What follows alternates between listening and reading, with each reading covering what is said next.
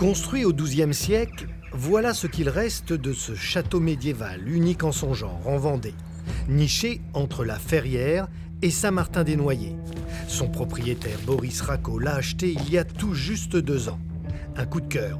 Ce patrimoine est pourtant en danger, à l'image de ce logis des armées. Alors là, on est sur le bâtiment des soldats, sur la façade qui est cachée, la façade nord du bâtiment des soldats, et on a un mur qui s'écroule complètement.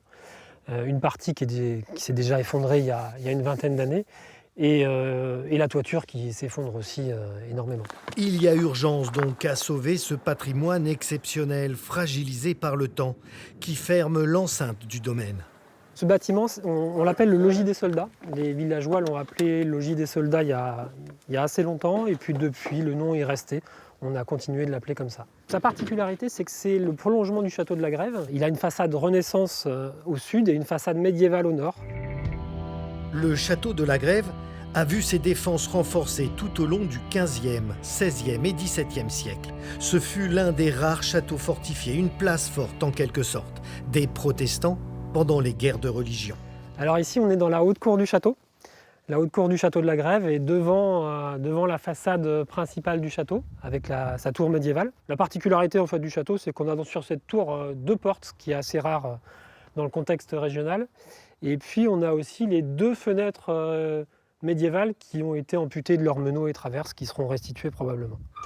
Ici, tout respire l'histoire de France. L'intérieur d'architecture médiévale, fenêtres à croisées, équipées de coups-sièges, 11 cheminées, des latrines et surtout une charpente exceptionnelle dans l'une des tours encore debout. Alors on est dans la charpente de la tour du château de la Grève, au second étage de la tour. C'est la seule partie du château qui a conservé un second étage. Et on a ici une charpente remarquable. Une charpente médiévale qui a été très bien restaurée dans les années 80. Les derniers travaux qui ont eu lieu sur le site datent de ces années-là. Sa particularité, c'est qu'elle est quasiment complète.